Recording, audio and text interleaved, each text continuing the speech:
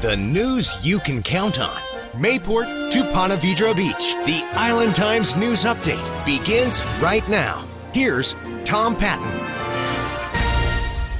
Welcome to the Island Times News Update. I'm Tom Patton. Deck the Chairs has asked the city of Jacksonville Beach to enter into a long-term sponsorship agreement with the nonprofit organization. The Jacksonville City Council held a workshop meeting Monday night with a proposed 5-year sponsorship agreement with Deck the Chairs on the agenda. The agreement would make the city a presenting sponsor for the event over the next 5 years. Executive Director Curtis Loftus said the event has grown from a small local event with 18 partners in 2012 to one that has gained national recognition and has agreements with some 90 businesses and organizations this year. In his effort to continue to add features to the event, Loftus plans a computerized light show synchronized to music for 2016. The show would last for about 10 minutes and be presented several times each night on Fridays, Saturdays, and Sundays during the 6 weeks of the event. He said the Christmas tree has also been redesigned and is now 30 feet tall, but still under 35 feet, he told the council. The cost for the light show is just over $18,000, of which Loftus has asked the city to pay half. We're growing this thing or enhancing it every year, adding more people and more businesses that are beach businesses and more volunteers that are coming right from our backyard. We have a community, our community service hours with just the schools alone has over 100 people that are helping build and decorate and make this a successful event. So it's a synopsis of how far we've come. And this year with the light show, the idea is, just like you've seen throughout the country, put on a light display, put music to it, digitize it so it's all synced up. So when you're standing in the middle of a park or you're in a neighborhood, wherever you're at, this show will run for 10 minutes. It'll be professionally done. It'll be done using an enhanced tree that's now 30 feet tall. We're still under the height limit. But we're growing and enhancing this event so that when people arrive, they're not only seeing beautiful chair decorations, but they're experiencing something here at the beach that they won't get anywhere else in the world. City Manager George Forbes explained that the presenting sponsor status reflects the city's in-kind contribution to the event, which includes the use of Latham Plaza and the electricity needed to light the chairs and for other uses. But it means that we're paying an in-kind contribution of $30,000 for some facility rental fees, and we're paying for utilities. So that's the city's major contributions. That's what he means by the city being, and in return for that, we're being a sponsor for this. Councilman Phil Vogelsang raised the issue of Loftus' run for city council, saying should he win, there could be an ethics issue with the city making cash or in-kind contributions to the event. While an existing relationship would be grandfathered should he be elected, if Deck the Chairs were to ask for money from the council every year, Vogelsang, an attorney, said that would change the nature of the agreement and Loftus would lose his grandfathered status. I think maybe if we had a set dollar amount that we gave Curtis or gave the pavilion for free, and that was it, and it was grandfathered in for 5 years for the length of this agreement, and that was all that we gave him, and he couldn't come back and ask for more money, then that may cover the ethics issues. But the way it stands now, as far as it being in limbo on what we contribute or invoices that we pay, he would have to resign his position as city council the one time that the organization came and asked for money. The contract will be placed on the city council agenda for a vote at its September 6th meeting.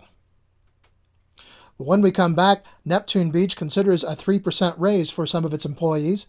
This is the Island Times News Update. The news you can count on.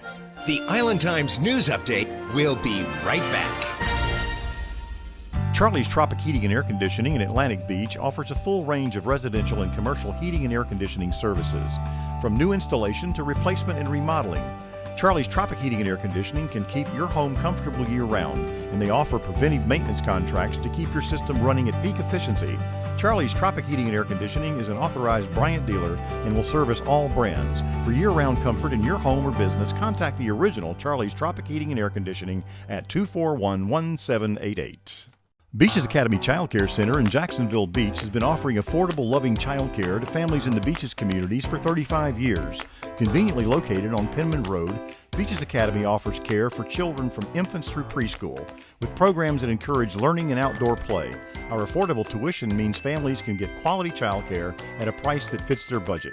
Contact Beaches Academy at 246-3885 and schedule a tour of our center. Beaches Academy, the child always comes first. Welcome back to the Island Times News Update. I'm Tom Patton.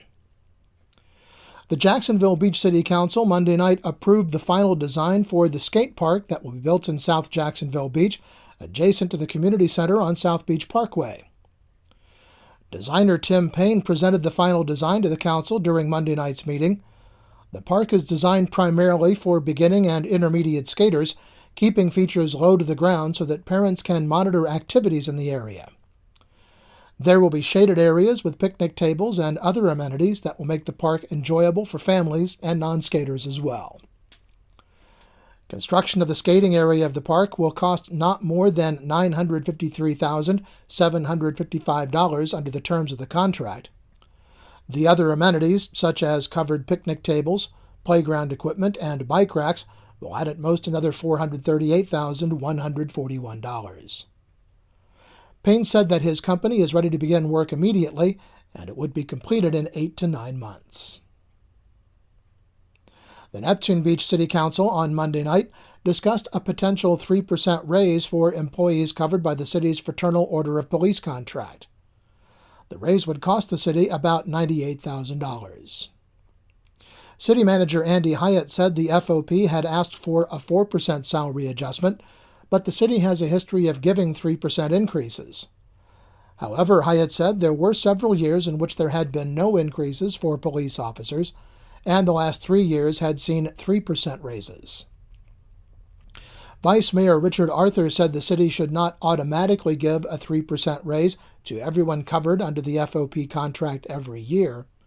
Hyatt said that raises would be reviewed annually to be sure that any increase could be supported by the city budget. Councilman Scott Wiley said he would support approving the full 4% increase, but the rest of the council felt that 3% was adequate. The increase will be on the consent agenda for the Neptune Beach Council meeting September 6th. In Atlantic Beach, the Commission will take a final vote on an ordinance that would prevent the city from permitting any new gas stations for 1 year. The City Commission wants the pause so that it can review its current zoning code as it pertains to gas stations in the city. The moratorium would not have any effect on the Gate Petroleum gas station and convenience store planned for Atlantic Boulevard, as that project has already been permitted, but it would prevent any new gas stations from being considered until at least August of next year, and the moratorium could be extended for another 6 months. The Atlantic Beach Commission will also discuss a process for evaluating its 3 appointed positions, city manager, city clerk, and city attorney. That meeting will be held Monday at 6:30. Well, the First Coast Republican Club has extended an invitation to all Republican and nonpartisan candidates on the August 30th ballot to make one final appeal to club members at its regular meeting Monday night. All candidates who sign up to speak will be given 2 minutes to address the club membership. The First Coast Republican Club meets at Casa Marina in Jacksonville Beach the 4th Monday of each month at 6:30, with the formal meeting beginning at 7. And early voting is underway with one local race on the ballot, Mayor of Neptune Beach. Voters will also cast votes in the race to replace Andrew Crenshaw in the 4th U.S. Congressional District, who has retired from Congress, and Janet Adkins in the 11th Florida House District, who was term limited. The plan to address Jacksonville's pension issue is also on the ballot. Election Day is August 30th. The news you can count on. Mayport to Ponte Vedra Beach, forecasting your beaches. This is your local look weather. Tropical storm Fiona is moving across the Atlantic, but it's still too early to tell how or whether it will affect our area. The National Weather Service says we can expect a mostly sunny and warm weekend with a daily chance of showers and thunderstorms. Look for highs in the mid to upper 80s and lows in the upper 70s. There's a better chance of rain by Tuesday and Wednesday. The Island Times is always digital, always free at theislandtimes.com. Like us on Facebook and follow us on Twitter to be the first to know about stories posted on the Island Times. I'm Tom Patton. Thanks for watching.